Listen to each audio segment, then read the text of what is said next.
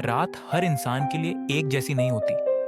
किसी के लिए यह आराम का समय होती है और किसी के लिए यह डर और यादों की कैद। लोग कहते हैं कि समय हर जख्म को भर देता है, लेकिन कुछ जख्म ऐसे होते हैं जो समय के साथ और भी ज्यादा गहरे हो जाते हैं। आज की कहानी एक ऐसी ही चीख की है, एक ऐसी चीख जो सिर्फ सोमवार की रात को सुनाई देती है। और अगर आज सोमवार है तो हो सकता है ये कहानी सिर्फ कहानी न रहे। रवि 27 साल का एक युवक काम की तलाश में नए शहर आया था। पैसे कम थे, रहने की जगह की जरूरत थी। शहर से थोड़ी दूर उसे एक पुराना घर मिला। घर सस्ता था, लेकिन दीवारों पर सीलन थी और हवा में एक अजीब सी ठंडक। घर का मालिक बोला, बेटा घर ठीक है, बस एक बात याद रखना। रवि ने पूछा, कौन सी बात? मालिक ने सीधी नजर से देखते हुए कहा, सोमवार को इस घर में अकेले मत रहना। रवि हल्का सा मुस्कुराया। उसे लगा ये सब पुरानी अफवाहें हैं। पहला सोमवार आ गया। रवि उस रात घर में अकेला था। घड़ी में रात के 12:01 हुए।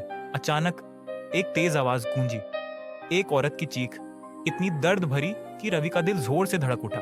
वह तुरंत उठ बैठा। कमरा खाली था, लेकिन डर हवा में मौजूद था। फिर वही चीख दोबारा आई, इस बार बाथरूम से।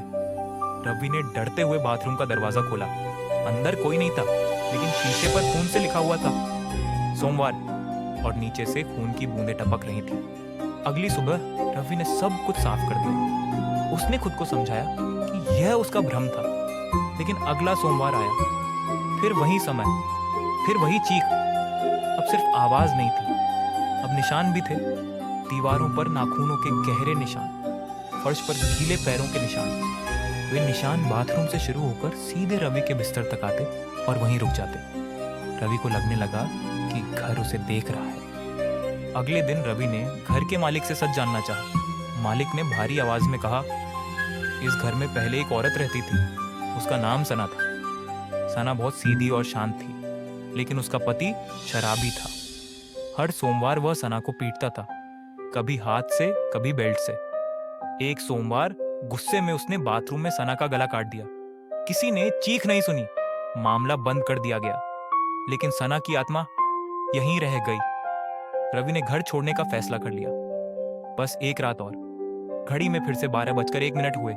इस बार चीख बाथरूम से नहीं, रवि के कान के पास आई। वह पीछे मुड़ा। वही औरत, सना। उसने रवि के कान में फुसफुसाकर कहा, तुम जा सकते हो, लेकिन सोमवार यहीं रहेगा। रवि जमीन पर गिर पड़ा। अगली सुबह रवि घर छोड़ चुका था। वही जिंदा है, लेकिन हर सोमवार वह चीख उसके कानों में गूंजती है। और उस घर से आज भी हर सोमवार एक दर्द भरी चीख आती है। अगर आज सोमवार है तो ध्यान से सुनना, शायद सना अब भी रो रही है।